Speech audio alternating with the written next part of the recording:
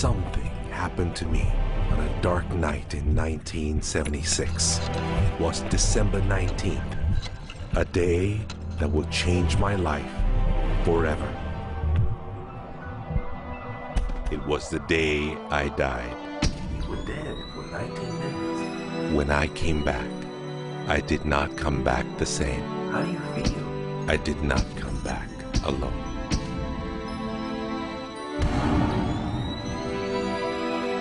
What seemed like days passed in 19 minutes. And over the course of the next few years, I began to remember the greatest mysteries revealed to me. Anything is possible.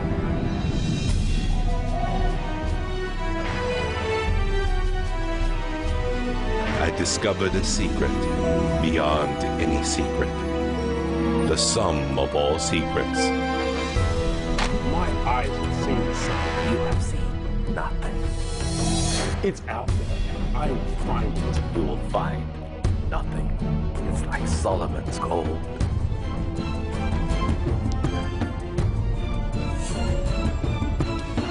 It was the key to Solomon's wisdom. The secrets of the Knights Templar and of the Freemasons. He must be stopped. Courage, my dear boy. Be strong, be brave.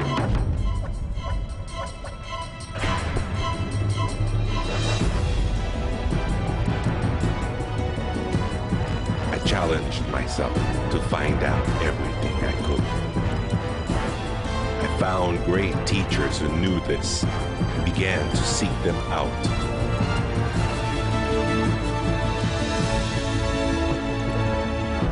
اسأل أؤمن وأسمع. Ask, believe, and receive. I traveled the world, and the meta secret was revealed.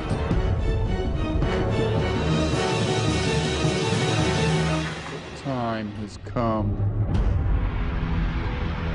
I became a messenger to deliver all that was made known to me.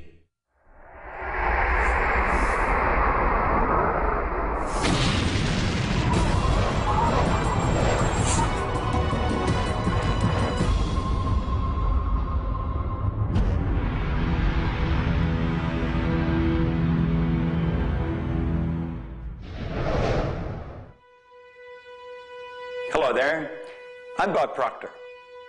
Meta is a nice word. It's a word most people don't understand. We talk about metaphysical, we'll say, oh, that's bad stuff. No, it's just what you can't see with these eyes. You got to see with an inner eye of understanding. Meta is beyond the physical. Do you know that 99% of our population has been programmed to let the outside world control the inside? If you want to get what you want, you let the inside world control the outside. That's what the meta secret's all about. The meta secret to wealth and abundance is doing what you love, following your passion, enjoying your life, being grateful for this moment, realizing that in fact you already have wealth and abundance. You have wealth and abundance to the level that you allow it in your life. Expand your level of openness, deservingness, and you can have more wealth and abundance right now. How do you become more wealthy? You become more grateful. Studies here in the U.S. show that grateful people earn more money and are better at innovation. So the first step to becoming more wealthy is become more grateful. Find the good in your world right now, and you'll take a first step to become more wealthy. The meta secret to wealth is knowing exactly what you want and then being willing to pay the price to get it. Most people think that wealth just comes out of having this impression in your mind that you're going to live an abundant life. And that's an important piece of it, but it's incomplete. If you look at the word attraction in the law of attraction, the last 6 letters spell action, A-C-T-I-O-N. One of my favorite words is satisfaction. We all want to have satisfaction. And again, in Latin, satis means enough. enough action, satisfaction, enough action produces the result. You know, I've been very, very successful with the Chicken Soup for the Soul books, and everyone thinks, oh man, you were lucky, you had this great idea. And we use the law of attraction. We visualize and we put up posters around our office that simulated bestseller lists with our name #1. We visualize bookstore windows full of Chicken Soup for the Soul books, all of which came true. But there's a asking and a believing and a receiving, the 3 steps that I think of in the law of attraction. And the second part of believing is taking action. Because if you believe that your action is going to pay off, you'll take the action. So believing doesn't just mean like sitting there going, I believe I can be wealthy. It means doing the things that produce wealth. The key to abundance is to act in spite of fear, act in spite of doubt, act in spite of worry, act in spite of inconvenience, act in spite of uncertainty, act in spite of anything. If we're talking about metaphysical, we're talking about beyond the physical. So what we've got to do is go inside. We have been programmed to live from the outside in. We're letting what's going on outside of us control what's going on inside. If we're going to get into the meta side of our own personality, we've got to get away from this physical instrument we've got and move into the higher side of our own personality. And start to understand that we live simultaneously on 3 planes of understanding. And we work from a higher to a lower potential. If you're working with electricity, any electrician, any engineer will tell you that you have to work from a higher to a lower potential. If you go contrary to that, you're not going to get any use out of the electricity. Well, when you're working with the mind, you don't start with the physical and work up. You start with thought and work down. Thoughts are of a spiritual nature. Spirit's omnipresent. Where's thought? Thought's omnipresent. 100% evenly present in all places at the same time. I can be underwater and think. I can be in an airplane and think.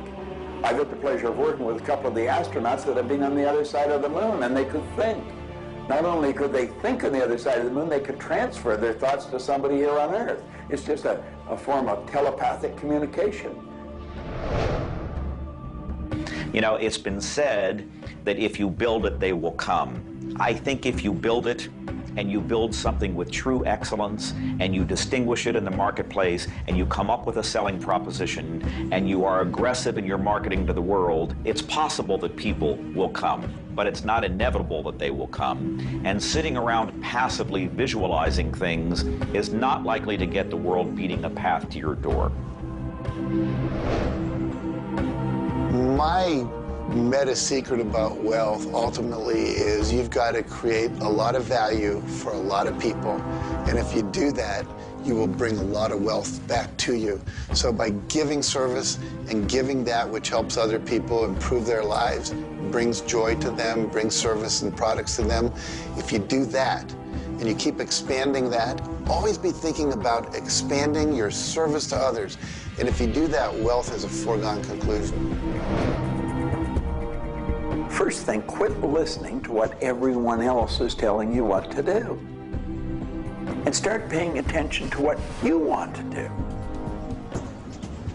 You see, I can look back with my memory, and I can remember going and saying, Mom, Dad, or to the teacher, I want to do so-and-so. And they'd say, now, how are you going to do that?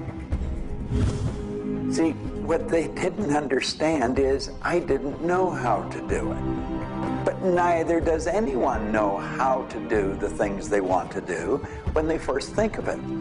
You don't have to know how. You know, 2 young bicycle mechanics from Dayton, Ohio, in the United States of America, introduced us to a new kingdom. They were the first ones to fly in airplanes. The whole world believed that you couldn't do that. Anything heavier than air is attracted towards the center of the world. You can't fly. But they wanted to, and so they did. Well, clarity to me is a very different concept than I think a lot of people. The first thing I want to know is, what do you think you're trying to accomplish? The next thing I want to know is, why are you trying to accomplish it? The next thing I want to know is, if you accomplish it, what do you really think is going to happen in your life? A lot of people come to me and they say, I want to grow my business, because I work a lot in the business world, the entrepreneurial world. I teach a concept, achievement concept, a concept that is predicated on taking action and implementing, called optimization. Optimization is getting the highest and the best use and result and outcome of your time, your efforts, your emotion, your life, your relationships. But you can't begin, and this is where a lot of people, I think, really fall down. You can't begin to optimize until you take the time to observe, examine, and identify not all, but the scope of options and alternatives and other possibilities available to you, number one, to achieve the goal, and number two, as an alternative goal. Clarity is power. Just by being clear, you will automatically begin to magnetize things to you, to your life. The law of mentalism is about the mind. Everything that we have ever created, everything that has ever existed first in the mind.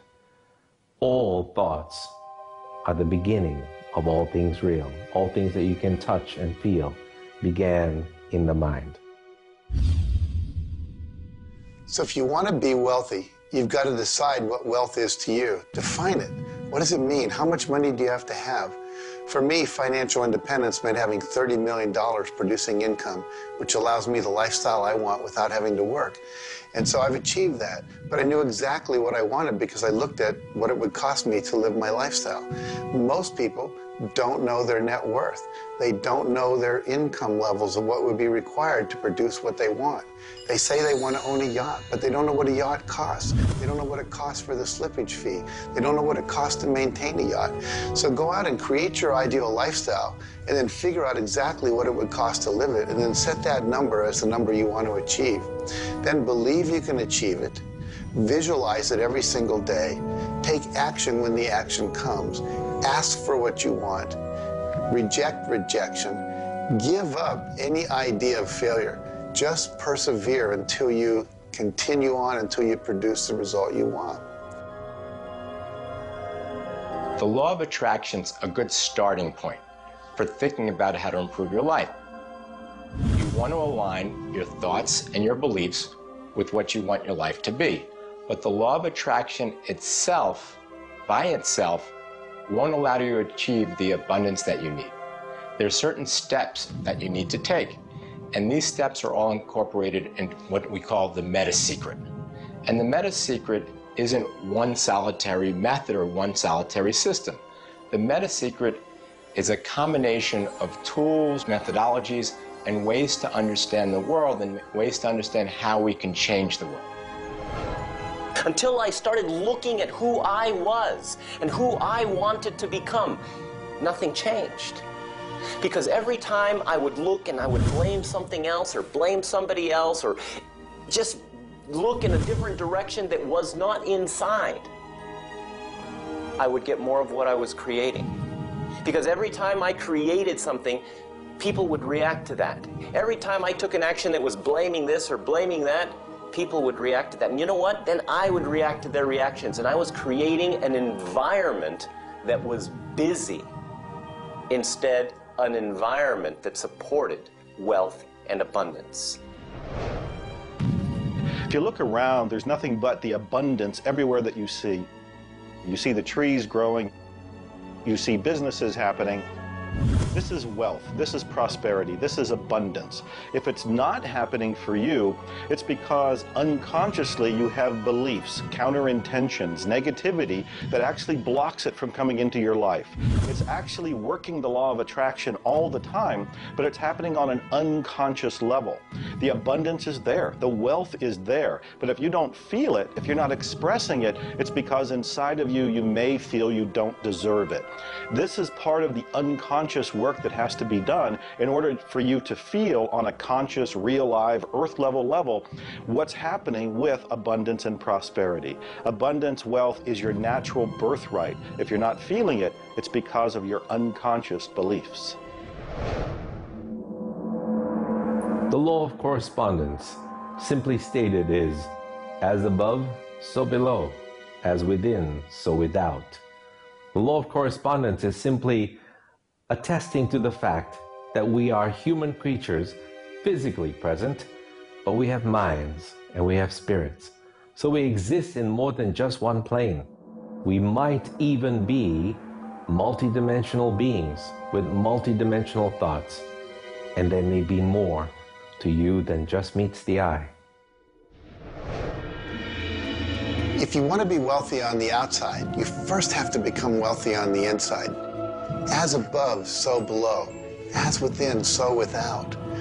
First, you have to become wealthy in your thoughts. Then you become wealthy in your outer expression of that. You have to have a wealthy attitude. You have to have a wealthy, abundant thought form about who you are and what's possible. And when you have that, it will start to manifest outside of you. If a person wants to take a quantum leap rather than incremental steps, they have to begin by understanding that they can do that. There's a marvelous little book. It's called U Square. Now think of what that means. If you square a number, you multiply the number by the number, don't you? Well, when you square, you multiply your potential by your potential. It's astronomical. I mean, you just go off the board. The man that wrote the book, Price Pritchett, he said, when you're looking at a quantum leap, he says it looks ridiculous, utterly. But in retrospect, it looks like a natural thing to happen. It was without effort. It's with ease. And that's what quantum leaps are. What you're really doing is getting rid of limitations in your mind, and you're letting your mind just take off and build a great big idea. And you start before you're ready. You defy what the masses are controlled by. You've got to move into a space all of your own. Understand you're working with an infinite power that's omnipresent. It's with you all the time. It's closer than your breath. And you get in harmony with that and just release all thoughts of limitation and make up your mind you're going to take and just compound your effectiveness. That's essentially what I did. I didn't know what I was doing at the time. I didn't understand quantum leap, but I took my income from $4,000 a year to $175,000 in a year. And then it went over $1 million. And I had no understanding of what happened. Now understand this. I had been raised to believe that if you don't have a good formal education, that you'd never be able to do what I did. If you don't have experience, you can never do what I did. I had 2 months high school and I had a bad work record.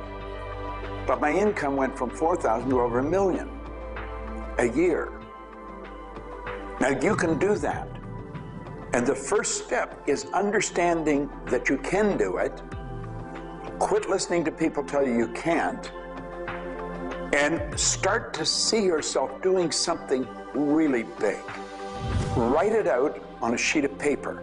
Begin by saying, I am so happy and grateful now that I have turned my annual income to a monthly income. It's not just about attracting things to you. It's about learning to trust what you're attracted to. You are naturally going to be attracted to certain kinds of people, to certain movies over other movies, to places you want to vacation versus other places, to workshops you want to take or books you want to read versus other books. Trust what you're attracted to. It will take you where you need to go, and it may not always make sense to you. I remember going to a seminar, and there was a woman teaching about how to triple your income in a year. And at that time, I was probably more like a hippie than I am the entrepreneur that I am today. And my wife, who was against making money at the time, thought it was evil and you should be in total service and all this. She said, I can't believe you're going to that workshop where they're going to teach you about how to make all this money. I thought you were more spiritual than that. I said, honey, I don't know why. I'm attracted to that workshop. I'm going to go there. So I sat down, the woman next to me, we started talking. It turns out she was a veterinarian. And it turns out that our cat had feline leukemia at the time. And I started talking to her about that, and she said, well, I'm the world's expert on feline leukemia. And I said, well, I've heard there's no cure for that. She said, no, there actually is a cure, and I can teach it to you. And so she called my veterinarian, told him what to do. My cat lived for many, many more years than the local vet thought it should. But see, I was trusting my attraction to go to that seminar, and it led me in a path that saved my cat's life, which was not where my conscious thinking was, but it was a very important goal to me to keep my cat alive. Those kind of things will start to happen. Most people are uncertain about something. They're uncertain about their next step. Here's your message. Do it. Do it. Whatever you're uncertain about, do it. Take the step. You will learn so much more. You'll get so much further faster by actually getting in the game than doing it, than thinking about it forever. One of my sayings is, one step in the right direction is worth 100 years of thinking about it. The law of correspondence, the law of mentalism, and the law of vibration all combine to help you understand that the notion of wealth is arbitrary. You're always wealthy in comparison to someone else. You choose a person to compare yourself with, or your wealth or your level of wealth with, and then you decide at that point to be happy with the situation or to be unhappy, and therefore change it. All of wealth is subjective. Understand this, and you understand that there's an ebb and a flow to your finances.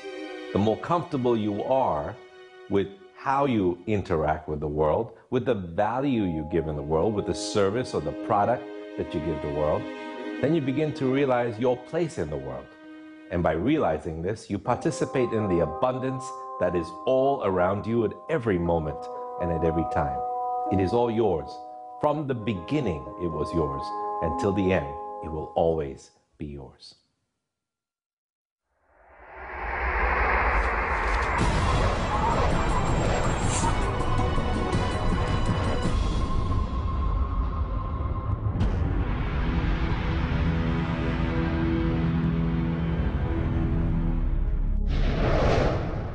The meta secret to relationships is to know that the universe is giving you love right now. When you give love to the universe, when you give love to another, you will receive love in turn. Love is the essence and nature of relationship. Relationships are a two-way street. It's not just about taking and giving and receiving and getting what you want, but it's also about giving. I like to say that each person should take 100% responsibility for the quality of the relationship. Because if you take 50-50, whenever it's not working, it's going to be their 50%. So if you take 100% and act as if everything in the relationship, you're creating it, and when it isn't exactly what you want it to be, say, how am I creating that? Take that curiosity and use it as a tool. And when you get the answer like, oh, I'm not coming home on time, I'm not listening, I'm not doing this, then you have the opportunity to shift and do the thing that produces relationship. A friend of mine wrote a book called Making Relationships Work. And the idea is there is work in making the relationship work. So be willing to do the work. Give as much as you get. The more you give, the more will come back. To have a better relationship with anyone in your life, first you begin by having a relationship with yourself. Treat yourself the way you would your very dearest friend. Love yourself regardless of all the crazy shenanigans you pull. Believe me, I do this every day. So if you want a better relationship with someone else, love yourself. Relationships are part of what the universe is giving you as a gift. The first and most important relationship is the one with yourself. When you love yourself, you heal yourself. When you love yourself, you become a magnet that people want to hang around, and you begin to attract other people and new relationships. It's all based on love. It's all based on non-judgment. It's all based on total acceptance. The universe has a relationship with you right now, and the universe wants to give you more. Are you ready to accept it? The concept that I can't live without you is a tragic statement to me. The idea that I need somebody else to complete my life, I need somebody else or my life's not worthwhile is a very sad statement, and I think someone needs to take a good look at themselves when they say that. When you start to think that thought, stop for a second and realize life is full of stuff, and sometimes stuff is potholes, and sometimes stuff is bridges are out ahead, and sometimes there's a detour in life. I heard somebody once say that sometimes the most beautiful scenes in life are the ones we observe on a detour. Have you ever gone on a detour and realized that your life wouldn't have been the same if you hadn't taken that twist or that turn in your life? Next time stuff happens, take a look. Maybe there's something better right around the corner. The law of cause and effect tells us that there's no such thing as coincidences. Everything that happens in this world happens because of a reason. Someone, somewhere, created a cause. It may not be something you are aware of. It may not be something we can even begin to realize or see at this level. But at some level, someone, somewhere, or a group of people, or even us, may have created it. And so as a result, we see the effect. We see the effect around us. We see the effect everywhere on this planet. Everyone asks me, Jay, how in the world can I have a better, a happier, a richer, a more joyous relationship? And it's very simple. First thing is you got to slow down enough to be externally focused. It's all about them. The more interested and externally focused you are on the other person, the more extraordinary their experience will be, and the more naturally they'll reciprocate it. The second, and you're watching me, and I've got a serious side, and you know that, but you got to get in touch with your childlike sense of curiosity, of innocence. The third is you got to be in the here and now, and that's so trite and said so often, but being in the here and now means connecting deeply and being aware of what people are saying and looking at them and being responsive to their feedback and their mannerisms. And the last thing and the easy thing is to, again, as I said earlier, enjoy the process. We are so busy, so stressed in our life, trying to get from one thing to another, trying to multitask, that the greatest way to have wonderful relationships is to commit. Commit, not just the time, but your being, to being there, to connecting. For me, the meta secret to relationships is to be the person you're looking for. Whatever it is you're out there looking for, be that and give it away. If you're looking for someone who's loving and kind and compassionate and generous, you need to be loving, kind, and compassionate and generous. Whatever it is you want, you've got to be that and express that out into the universe. And whatever you express out is going to come back multiplied. The meta secret of relationships is for you to develop an identity that brings out the best in your partner and helping your partner to be the best that they can in order to bring out the best of who you are. Criticism seems to be a big problem. If you are really secure in yourself and somebody criticizes you, it isn't going to bother you. Now, if you're insecure and somebody criticizes you, it's really going to bother you. You see, 9 out of 10 times, the person that's criticizing you really wants to help you. They just haven't really learned how to communicate effectively. But let's not let somebody else's criticism or their way of helping us shake us. If we're solid in our own self, and we really understand ourselves, then we can handle it and it won't be any problem. If criticism really rattles your chain or rattles your cage or really upsets you, it's not the criticism that upsets you. It's not the other person's opinion that upsets you. It's how you react to it. And you see, if you were really solid within yourself, you would respond to it. You would thank them for it and say, but I really don't choose to do that. Or you'd say, well, thank you, that's probably a good idea, I'll try it. But they're not going to knock you off track. So it goes back to have a good, sound self-image, a good image of yourself. Maxwell Maltz wrote a beautiful book on that way back around 1960 called Psycho-Cybernetics. Psyche-cybernetics. Cybernetic is the communication mechanism in our mind. It's the image that we hold of ourselves. It's like a life-governing device. Well, you've got an image of you just same as I have an image of me. And our image controls how we walk, how we talk, how we dress, how we meet and greet people. And it also controls how we handle criticism when it comes our way. And it will come your way, just same as it comes to me and everybody. We want to be solid in our own belief about who we are and what we are. Let's really get to know ourselves. And then, rather than react, let's respond. It doesn't matter how they approach, whether they're diplomatic and trying to help us or whether they're trying to find fault. It won't really make any difference.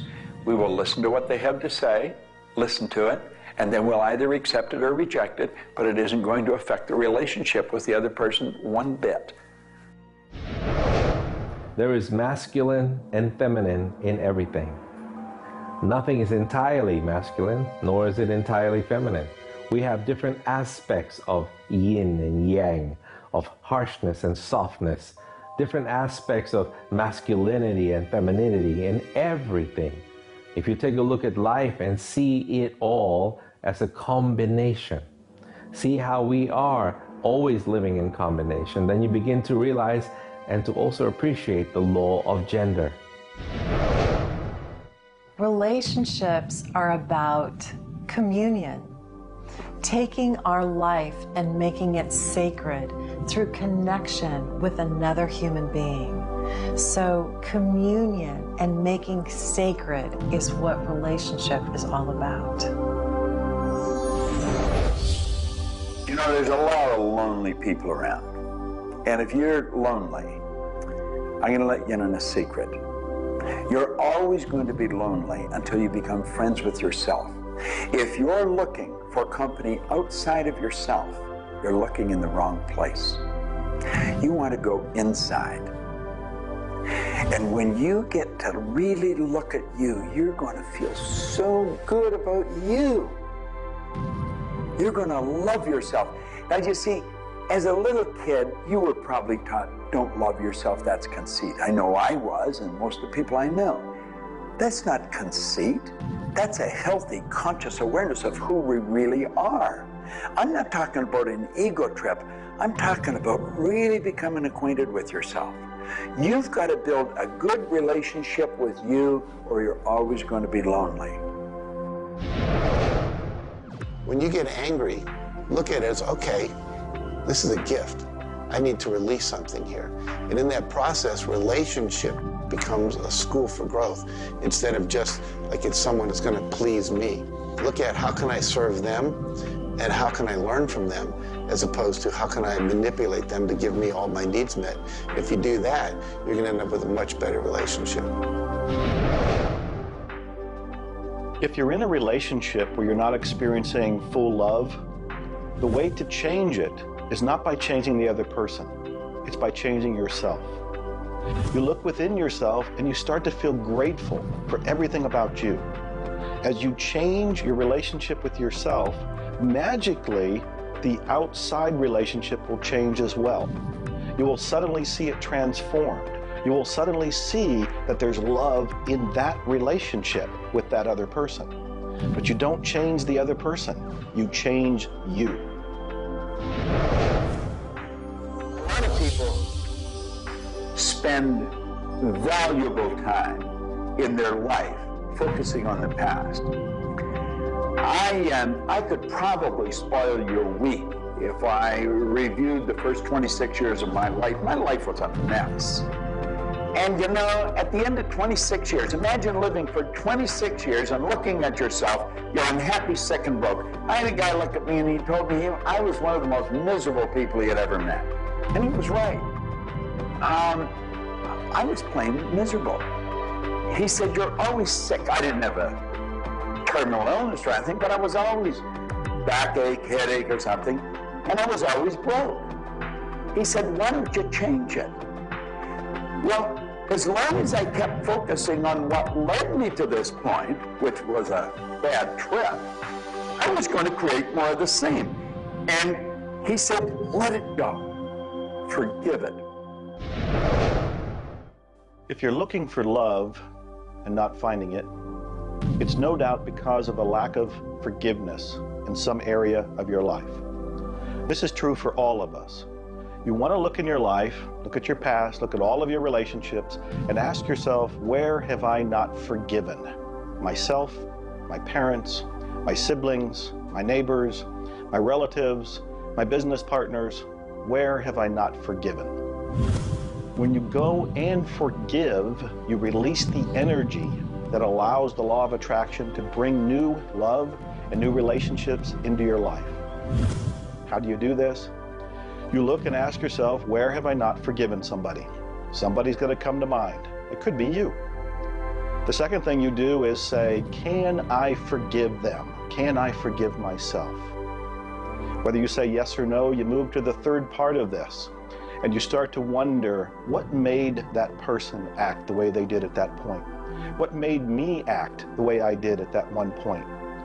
And you start to go deep into understanding the psychology of behavior, and you realize we're all doing the best we can, yourself included. At that point, when you can forgive yourself and you can forgive these other people, whoever it might be, for whatever may have occurred, when you forgive them, you release all of the energy that's been stuck psychically within your own mind and your body and your soul. And when that releases into the universe now has an open pathway to return to you new love, new relationships, new blessings. It all begins with forgiveness, and you can do that right now. When we talk about love, we're talking about the greatest word in the world. Leadership is a great word, but no word compares with love, because without love, you're dead. There's life in love. There's forgiveness in love. There's really everything. There's thankfulness in love. Now, the problem is learning where do we start, because we find sometimes in families there's no love. In marriages, there's no love. But we quit looking around and we start learning. It begins with me.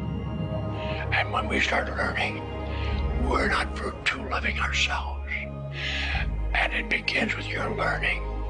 To me, you could say you're loving, but unfortunately, you love people you like. Love has to be unconditional, loving those you don't like. Now, in my case, when my wife married me, she said she loved me. I told her I loved her. But as soon as we got married, I would say, I love you. She said, well, why don't you act like it? I say, I do act like it. She says, you have a funny way of showing it. I say, well, I love you enough to die for you. She says, try living a little. And so I discovered, as loving as I was, I didn't fit her definition. The law of gender, the law of vibration, and the law of rhythm. All of these figure in relationships. You see, love is a dynamic. Any relationship is a dynamic. When you are actively relating, that's when it's alive. That's when it's fun. When you sit back and you start to look at the relationship, then it becomes static. It becomes a relationship to be assessed, to be looked at. But when you're relating to your partner or your spouse, amazing things happen. It's dynamic, it's moving, it's alive. And that's what all love is supposed to be, alive, and so much more fun. Changes happen all the time. We change. Human beings change. You change, I change, we all change. But if you can change together in the same direction, amazing miracles take place. Words, feelings, thoughts are all aligned. And all of a sudden, you can take on any problem and it's not an issue. That's what relationships are all about. That's what relating is all about. That's what love is all about.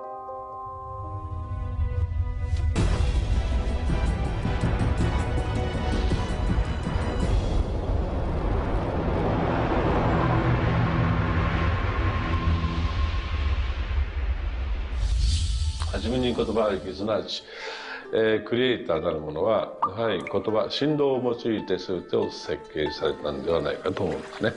そして、その、振動の、設計図は非常に緻密なもので美しい共鳴振動にあふれたものであったことでありましょう。もし、先ほどの実験をやったように、非共鳴、同士の組み合わせであるならば、それは破壊的なエネルギーとなって、命を形作られないからです。私たちの体は最終的にクリエイターの、いろいろな、試行錯誤によってだんだんこう単純なものから、微生物だとか海の中のものとかそういうものから、小動物始まっていく、複雑なものになっていって、最後の芸術作品として、クリエイターなるものが作られた結果、私たちはあるというふうに思うんですね。その本来の設計というものが、バランスの取れた振動の組み合わせというものが、何らかの要因によって崩れていくときに、私たちはストレスを持ち病気になっているんだというふうに考えています。As you've already seen from Dr. Masaru Emoto, water makes up 85% of our body, and the thoughts we think actually create a vibration in the water that has memory. And so you have to think positive thoughts. Again, we go back to forgiveness and letting go, thinking positive thoughts, expecting to be healthy, not listening to what people tell you, not taking in beliefs. I have been out in the sun my whole life. I've never gotten skin cancer, don't intend to get skin cancer, and when stuff comes on about it, I choose not to listen to it because I know that belief would affect me. So I believe that I am a person that my spiritual connection keeps me healthy. Also, though, I work on the level of the physiology of the body, the biochemistry. It makes sense to play at that level. I eat organic food. I drink healthy water that's not contaminated with chlorine and all the stuff they put in it, so I filter my water. I eat the right kinds of nutrients for my body. I've found out what I'm allergic to, and I've basically eliminated those from my diet. I exercise, so exercise and keeping my body toned. We want to have resistance exercise. We want endurance, which means we need to jog and do aerobics and things like that. And we need to have flexibility, things like yoga and Pilates. So we need a complete system to keep our body healthy. And then the detoxification, I think, is the part that most people don't do enough with. We are taking in so many toxins in the air we breathe. But if you will cleanse on a regular basis, I cleanse every Monday. I just do a cleansing diet where I just drink liquids and then I don't eat anything else, and my liver has a chance to get rid of all the toxins that are in my body. I want you to understand that you have a marvelous mind, and you can do anything with it, and don't ever listen to anybody that tells you you can't. You want to start to look at yourself not as a body or as a name. Like, I'm not Bob Proctor. Bob and Proctor are just two words.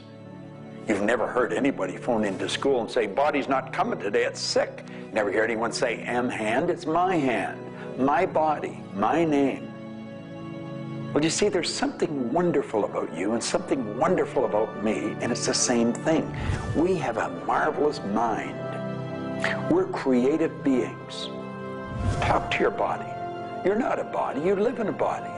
Now, this may sound silly because maybe nobody's ever said this to you before, but go around just repeating maybe 1,000 times to yourself, I'm not a body, I live in a body. I'm not a body, I live in a body. I'm not a body, I live in a body. Then start telling your body to relax. The meta secret to great health is to feel good now. You do that with good thoughts, you do that with good food, you do that with plenty of sleep, you do that by doing what you love. That's the meta secret to great health. The meta secret to health is to honor your body. Listen to your body. Are you tired? Are you hungry? Are you thirsty? Do you need time to play? Have greater health. Honor your body. Health. Not just physical health, not just eating the right things and getting exercise, but let's talk about emotional health. This means doing what you love, loving what you do, looking forward each day, researching, helping other people, giving back. This is the meta secret to emotional health. To me, recognizing the divine component in us has a twofold effect. On the one hand, it's incredibly humbling, because how many of us really live up to being godly? How many of us really maximize the God-given talents that we're given? How many of us really live lives of fulfilled potential? So on the one hand, it's kind of intimidating, but on the other hand, it's very inspiring. It's inspiring to think, I, as a human being, am capable of being godly. I'm not God. I'm not going to confuse myself with God, but I am capable of being godly. I am capable of a goodness which can resound around the world. I am capable, like God, of using language to bring things into existence. An architectural drawing is the languaging of a building into existence. A marriage contract is the languaging of a relationship into existence. Any sort of contract does that. A novel creates a world that may be more real to us than the so-called real world that we are living in. And being godly is both an obligation, which frankly I feel I fall vastly short of, but also an incredibly inspiring opportunity. And the ancient traditions, not only the one that I come from, but really all of them, teach us this. The law of rhythm is the very fabric of life itself. Rhythm is everywhere. Things are born and things die. We move into a season and we move out of a season. We go within and we go without. We change. Rhythms flow in our emotions as well. You cannot always be feeling happy. Sometimes you'll feel sad, you'll feel down, and then you'll come out of it. Whatever goes up must come down. You've heard the language. Rhythm is exactly that. And the minute you begin to realize that all of life is all about the law of rhythm, then you can flow easily in bad times and then have more fun in happy times.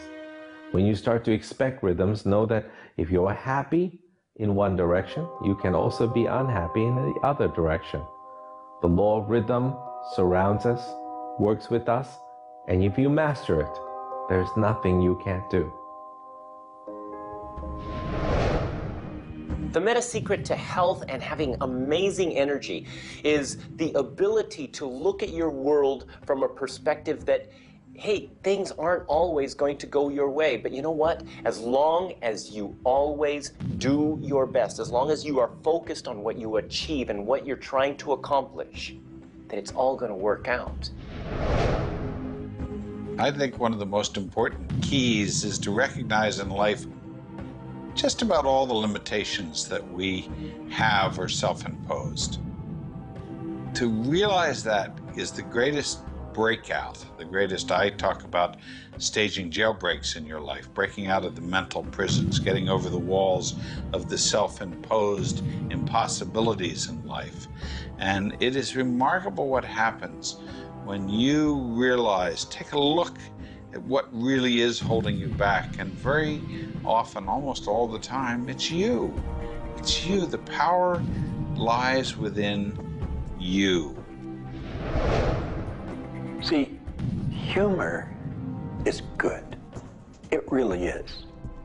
I don't really understand what it does to you, but I know it does something to your brain. Norman Cousins, who's gone now, but lived a long and very, very effective life. And he had been diagnosed with a disease, and it was killing him. He was literally dying. And one day he got thinking to himself, if sadness and sickness are hooked together, then happiness and health must be hooked together. And so he had people bring in old movie films of Laurel and Hardy and all kinds of different old actors, funny stories. And he started to play them. They made him move out of the hospital. So he rented a suite of rooms in a hotel. And he had these movies playing all the time. And he was laughing, a real belly laugh. And he got better. Now, I think you know when you're laughing, you're feeling good. Start to laugh at yourself. When you make a mistake, laugh at yourself. Don't get serious with yourself. It plays a very, very important role in a healthy, relaxed life. If you want to study it further, get into some of Norman Cousins' material, and he'll explain exactly what it does to the brain that controls the vibration of the body. Start laughing a little more. Have fun. The mind can't be all it is designed to be without the body being everything it was designed to be. But we basically thwart both. Or you can have a great relationship. You can have a great financial situation.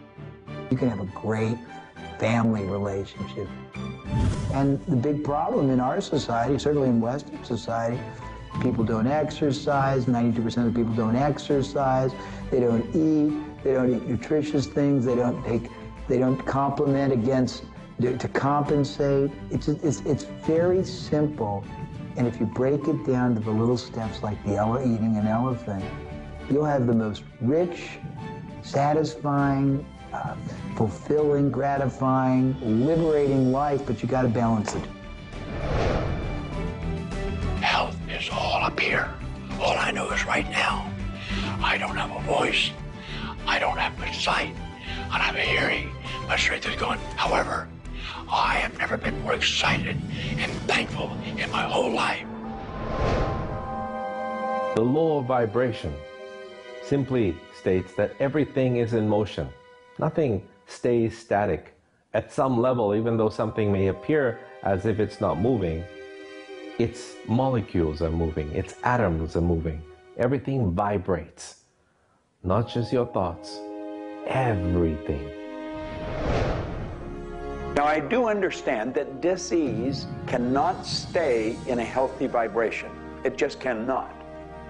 I also understand you cannot turn disease into health, but you can release disease and recreate health. You see, your body is changing at the rate of millions of cells every second.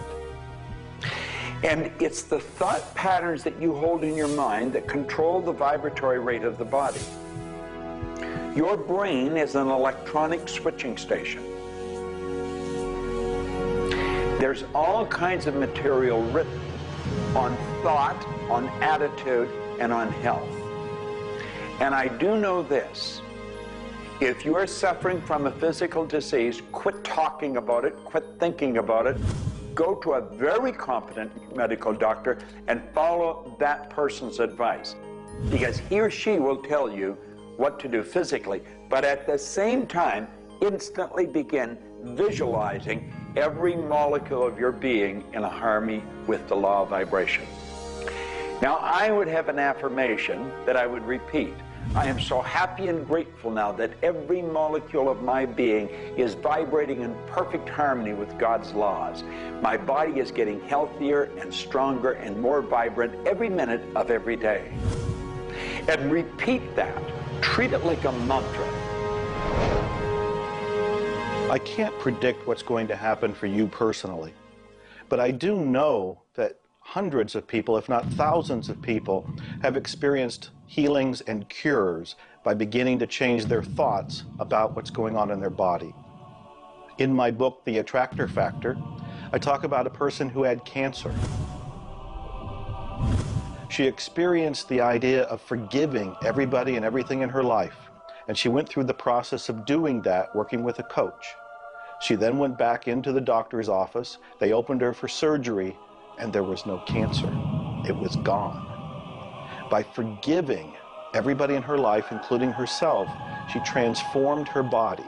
She reached this place of healing and this place of peace, and as a result, she experienced a cure. If you're finding yourself sitting here watching this and you're ill, you've got a chronic condition, you're sick, what you need to do is a couple of things. Number one, you need to first work on your attitude. You need to believe you can get healthy. You need to not believe anyone who tells you you're going to die, or it's terminal, or it's going to take a long time. Literally, we know that we can get rid of a disease in minutes, in literally minutes. I had a cold once, and a person literally did an exercise with me. My nose dried up, my fever went away, the achiness went away in 5 minutes. So we know the power of the mind. We know that you have to forgive and release. So much work now being done on cancer where we know there's resentment, and different forms of resentment will come into different forms of cancer in the body. So it's critical to get yourself aligned with spirit. When you are aligned with spirit through meditation, through doing the things that bring you joy, through doing the things that align you, and you know what that is for you. It could be singing, it could be walking in nature, it could be petting your cat. When you move into that state, healing naturally takes place through you. There's this innate, natural healing ability that's always working to heal you if you get you out of the way. By you, I mean your ego mind, your beliefs, your fears, your doubts, all of that stuff, all of the resentments you've held that you haven't released, that will keep you sick. So you've got to do some kind of work to get into a spiritual alignment and to release the negativity. Emotional pain is very real. It's like sorrow. Grief. Like grief comes in waves. It just sort of overcomes you and then it sort of fades away.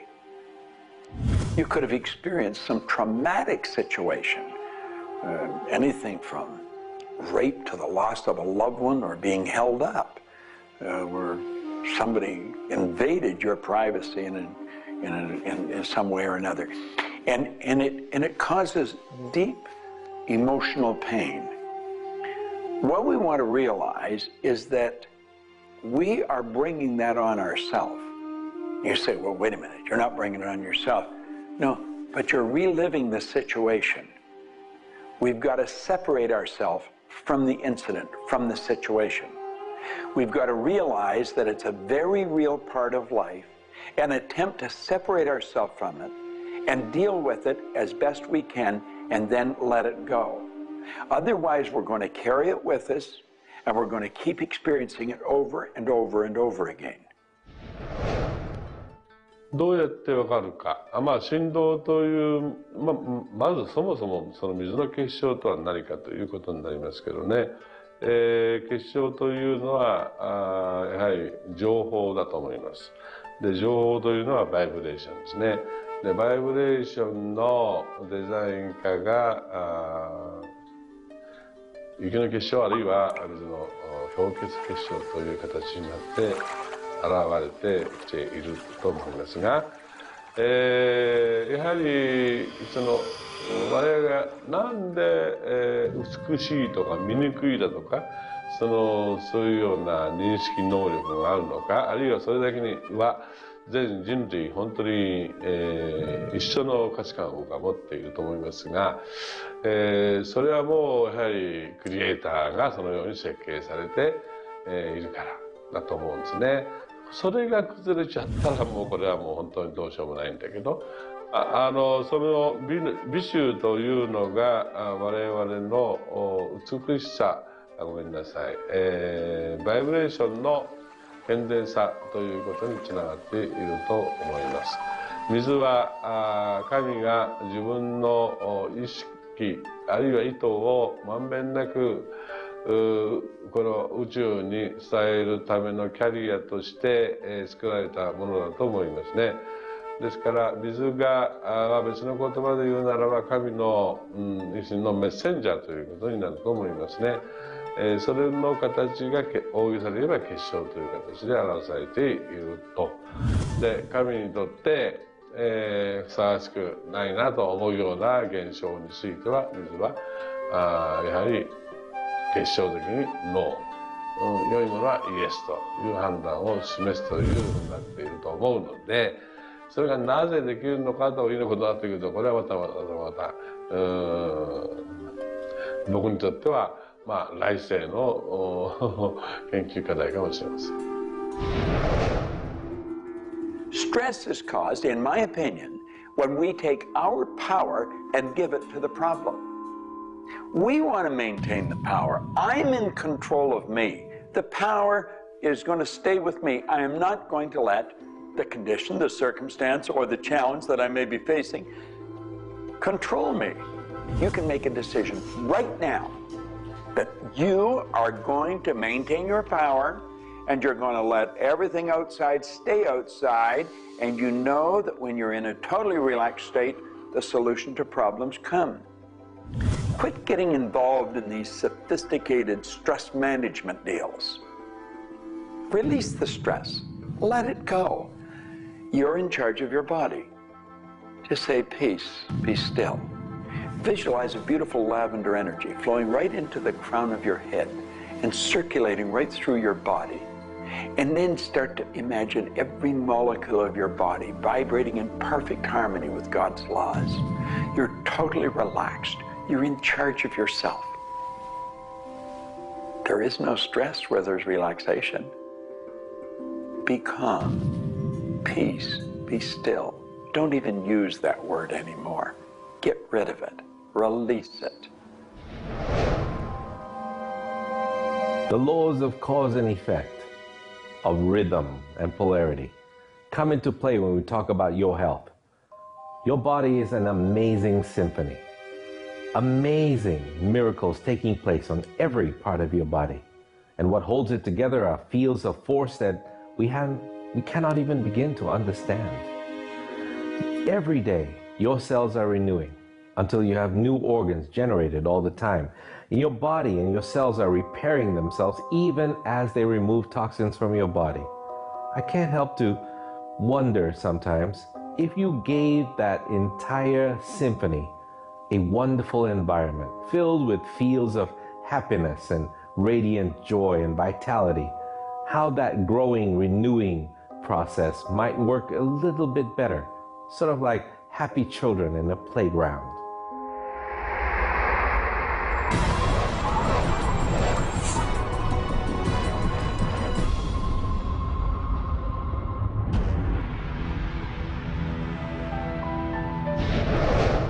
Here's the paradox of being human. Real happiness is only available in the moment. If you're brooding on the past or obsessed about the future, even if you're looking forward to something that could be magnificent in the future, it's not quite the same sort of anchored contentment that you get from really being in the moment. We human beings seem to be perpetually someplace else. That's kind of like one definition of the human predicament, the human condition. We are perpetually thinking about the past, the future, something to the right, something to the left, something else. I think the paradox to happiness is you do have to have dreams and aspirations, and you have to be anchored, rooted, and happy where you are. Not always easy to do, but I keep trying. Happiness is a point of view. Am I happy? Yeah, I think I am. How can somebody always be sad? Of course we're sad when we lose somebody that we love, or that when the project we're working on so long doesn't work out. Temporary sadness is a very human condition. How can you be happy? Maybe by finding things to do that make you happy. You see, if you're miserable, your mind is focused on the past. There's a method concept. Get you over any miserable concept in a heartbeat. Focus on right now. See, you're miserable because of something that happened that you didn't want to happen, or something she said or he said or they did. Forget it. It's in the past. And quit worrying about the future. Have you any idea the number of electrical charges must fly through your body for the simple object of writing your name? See, your brain is an electronic switching station, and you've got one. And you can activate brain cells. You can set up any vibration you want. If it's a negative vibration, you're going to be unhappy. If it's a positive one, you're going to be happy. Every brain cell is a positive and a negative pole. Everything that you look at is going to be impregnated into cells in your brain. Now, you're either going to look at the positive or the negative side of it.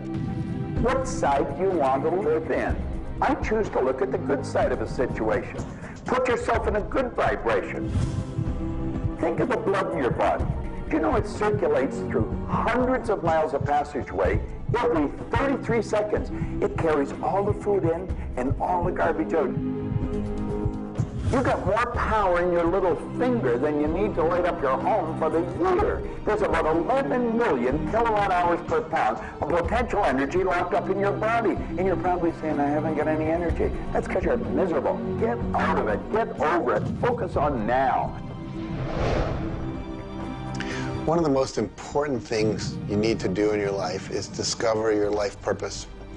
I believe that everybody is born with an individual and unique purpose. And when you are doing your life purpose, when you're living it, expressing it, fulfilling it, you're happy.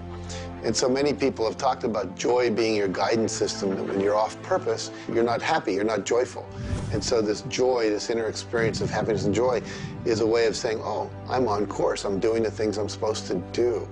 Stephen Covey said, you know, you don't want to get to the end of life and get to the top of the ladder and find out the ladder was leaning against the wrong building.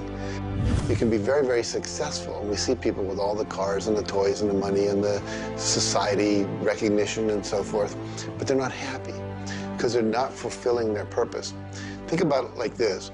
A rose has to be a rose. A chrysanthemum has to be a chrysanthemum. A geranium has to be a geranium. And yet we as people have been given choice. The choice to pursue any number of things and do whatever we want to do. But unfortunately, most of us have been talked out of our purpose. If you want to be happy, come back into this moment and do what you love in this moment. You should absolutely work toward improving your life, improving the world, improving your relationships, improving your finances. Every sort of conceivable improvement at a micro or macro level should indeed be your agenda. But if you are not happy with things the way they are, then your happiness is perpetually on hold pending a condition that doesn't exist yet. If you do that, you will never be happy. You have to realize that the point of power in your life is in this moment. People think about the future and they throw their power into the future. There is no future. When it gets here, it's called now. It's called this moment. People think about the past and they throw their power into the past. But there is no past. It's gone. When you think about the past, you think about it in this moment. This moment is all there is. And you can be happy in this moment. When you are, everything is taken care of. All is well. Happiness and achieving happiness is a process. It's not something you achieve right now and you're done and you have your happiness. It's something that you're constantly attaining and re-attaining through life. And the way to do that is to really understand what brings contentment in your life and to achieve that. And one of the key things to remember in terms of happiness is that part of this process is sharing happiness with other people. The more we share happiness and the more we teach other people how to bring happiness and fulfillment in their life, the more we'll be happy and fulfilled. So continue with your journey of greater fulfillment, and you'll have more happiness in your life. The law of polarity is about dualism. Everything exists in relation to something else. There is no person that's entirely good. There is no person that's entirely bad. There is no entirely hot or entirely cold. It's always hot in relation to something else that's colder. It's always colder in relation to something else that is hotter. We move in directions as opposed to moving in a static field. We always move from one place to another, from one thing that's more pleasant to something that's less pleasant, or something that's unpleasant to something that's more pleasant. There is a movement, and this movement exists because of polarity. Happiness is what you want, and happiness you can have right now. Why aren't you feeling happy? Why isn't anybody feeling happy? Because psychologically they use unhappiness as a motivator. They think by being unhappy, angry, desperate, frustrated, whatever the feeling might be that's not happiness, that it will whip them forward. It'll make them take action. And it's something that actually shoots themselves in the foot. Because when you are happy now, which is available to you right now, you know what your choices are. You can see what your decisions are to be, and you can more clearly decide on what to do next. It comes into really understanding something about ourselves. We should start at a very early age, and we should ask ourselves, who am I? You know, what really makes me tick? And get to know ourselves. We're in a hurry to get a car or build a business or buy a house. We should introduce ourselves to ourselves. School hasn't done it. Our parents aren't doing it. You go to work for somebody, they're not going to do it. So if you don't do it for yourself, you're not going to do it. This deals between you and yourself. Pogo said, we have seen the enemy, they are us. Whatever has happened in your life, whatever's going on for you, if it's not the way you want it, any situation, consider the fact that everything happens for a reason, and that reason is there to serve you. How can you reframe this? How can you relook at this in such a way that helps you, that supports you, that puts you on the path to success and positivity again?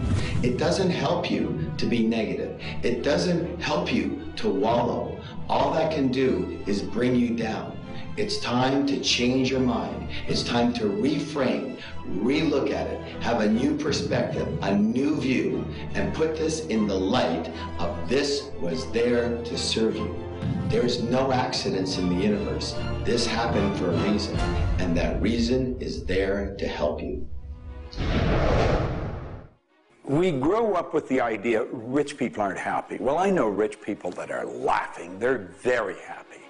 And of course, I know people that are very wealthy and are very unhappy. I remember old Nightingale one time saying, since it doesn't make any difference whether you're rich or not, if you're happy or not, you might as well be wealthy. And then if you're miserable, you can at least be miserable in comfort.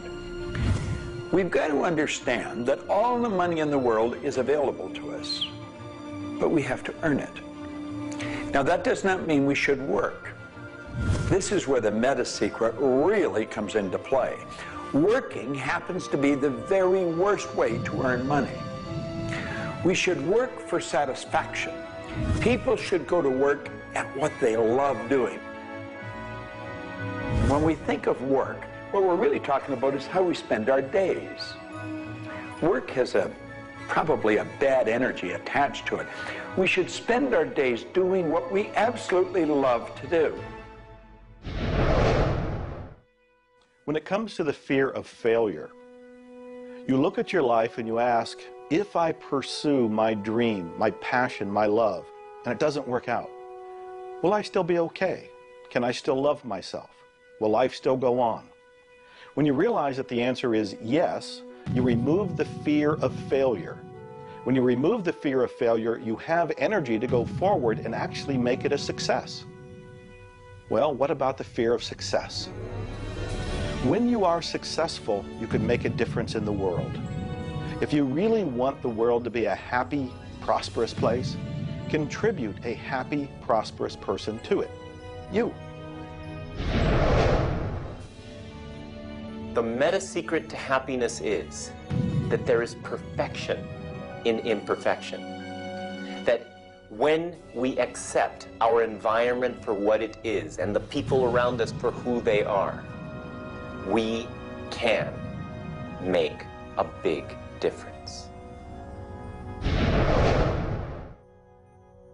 Happiness. What makes you happy? Everyone is not the same.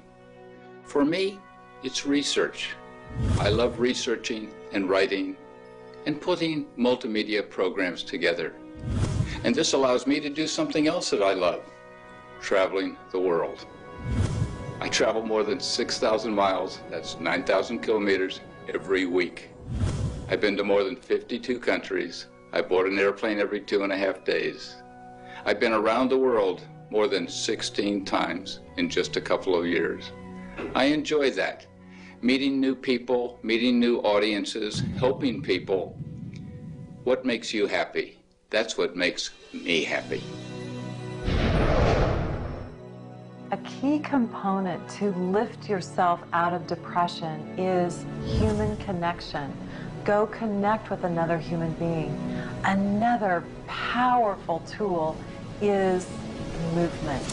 And a third is laughter.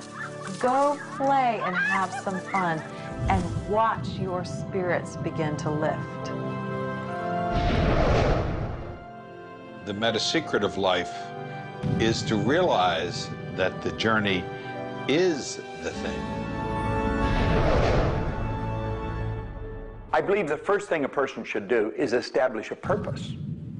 Why are you even here? Why do you get out of bed in the morning? Why are you living? I honestly believe every one of us are hardwired to do something. So how do you decide on your purpose? You decide on it by asking yourself, what do I really love doing? So you have your purpose. This is what you're going to do with the rest of your life. And then you build a vision. Then your goal is taking a bite out of that vision. Now, when you do that properly, you're going to love what you do. When you wake up in the morning, you can't wait to get going, and you're going to be doing it until you go to bed at night. Therefore, all of your day, all of your hours are filled doing with what you love to do. That's called living. Everything else is dying. See, there's a basic law of life. It says create or disintegrate. You're growing or dying. Find out what you love, dedicate your life to it. Most of us, when we approach happiness, are looking for someone out there to make us happy, some event to occur, and then we'll be happy. If I get to the retirement stage, if I get my car, if my wife is nice to me, if my son comes home on time, then I'll be happy. The truth is, happiness is an inside job. It's a choice. When I have an expectation on how someone else should be, I've given my power over to them. What I want to do is simply learn how to create joy and happiness inside myself. And we can do that in numerous ways, by doing the things we love, by focusing on the good qualities in ourselves, by choosing to focus on the good qualities in others instead of being judgmental. Once we realize that happiness is an inside job, and I get to be as happy as I choose to be, not as happy as other people make me, the reality is I can move into a state of pretty much constant joy and bliss. Stuff happens. Life happens. And then you get to choose. Look, you have a mission to do. You have to find meaning in your life, and you have to share it with others. There's a whole world out there that is suffering, that is in survival. They are grieving and they are hurting. You and I can make a difference. You begin right now by looking at your life, no matter what's going on in your life right now, and you find the good in it, the positive in it, the growth-oriented reasons for whatever it happens to be. You find the good in it, and whatever is happening, you turn it into something positive. You turn it into something good, and you go and share it with the world. You will become an inspiration to others. People model other people's behavior, and that's how the world changes. You be that inspiration for success. You be the model for change. You be that person that has meaning in their life, and you will give meaning to yourself and others. It all begins with you. You have always had, you have at this moment, you will always have in the future, the power to achieve, to accomplish, to have anything and everything you want in the terms of monetary wealth, prosperity, in terms of health, in terms of happiness, relationships. However, it will never, ever occur until and unless and until after you first are clear on the specific goals. Number two, you are very clear on the action steps. Operative word is action steps you have to take. Number three, you have an action step-based plan, a strategy, and the steps are just the tactics. You implement it in a timely, regular, scheduled way. Number four, you monitor, you pulse, you really pay keen attention to your progress, and you adjust if it's not what you want, and you adjust higher if it's better than you want. And number five, you focus on other people's benefit. You don't be self-consumed. You do those five things, the world really is your oyster. Do you know, you find people that are quite comfortable with what's termed uncertainty. The truth is there isn't any uncertainty. There's only the law. And the law decrees that everything happens the way it's supposed to happen. If we build the image in our mind of what we want, and we're true to that image, that'll control the vibration we're in, that controls what we do, and it controls what we attract. Now, the problem is, we let that image get out of the way every now and then, and we're controlled by something outside. And that takes us off track. We've got to correct it and come back on track. But a person that has direction in their life, there's no uncertainty. There's only good stuff coming. It's stuff that's going to cause the image in our mind to move into form. And so we wake up every day wondering what part of it's going to show up today and where's it coming from and who's going to deliver it. Every day holds something really good for us. Alfred Adler, the great psychologist, said, "I am grateful to the idea that has used me." I love that. Get a big idea and understand that you're going to see it move into form, and that's just as certain as the night following the day, because that's governed by law too. The laws of correspondence, of vibration, polarity, and rhythm come into play when you talk about the meaning of life and happiness. We make our happiness dependent on what other people can do for us instead of what we can do for ourselves. You know, there's a concept they don't teach you in school. It's called enough. Sometimes what is enough for one person may not be that way for somebody else, and we want more. And when you want more, you're setting yourself up for disappointment, because not always will you get more. Sometimes you do, but it's not all the time. I don't know who told us on this planet that everything is going to go our way. Sometimes things will go your way, sometimes they won't. We've got to learn to accept this. That's the rhythm and the flow of life. All of life is filled with possibilities. And when you see possibilities, well, it allows you to accept failures as not final. Failures are learning lessons. The American Indians, the Hopi Indians in the Southwest, well, they have a belief. Every day they wake up and pray to the Great Spirit, and they say, "Oh, Great Spirit, allow us today, this day, to make 20 mistakes." You see, they believe that by making mistakes, by failing, you actually learn more. You add to this wonderful fountain of wisdom that is called you over a period of time. And if you don't fail, they say, you don't learn anything. So how many times have you failed? I know I have failed a lot. But over the course of the years, I also knew something that was different. And that was that I was responsible for my own happiness. I knew that there was laughter everywhere, but I also knew that if I wanted to participate, that laughter has to come from inside, not from outside. And that's the nature of spirit, and that's the nature of who you are, and that's the meta secret to everything possible. This is our home. We have nowhere else to go. Earth gives us everything we need to celebrate life. Everything you do will either hurt or heal our planet.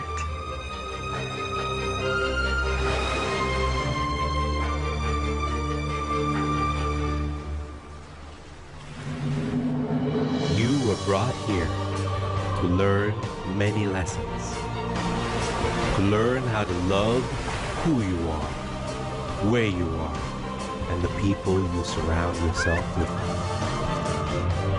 Just remember that you carry within yourself everything you need for the fulfillment of your life's purpose.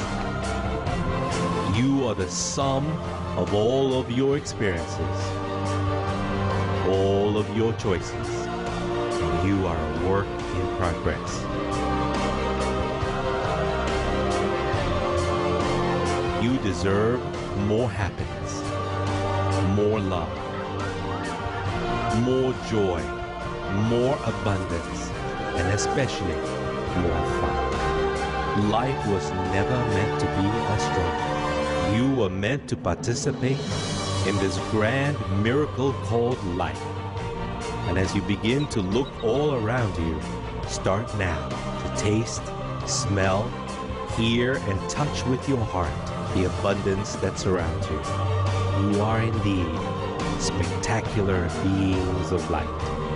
So if you want to know the meta secret to life, to happiness, live more, love more, and laugh more. Change the stories in your head, and you can change the world. It's a short trip. Make it a good one.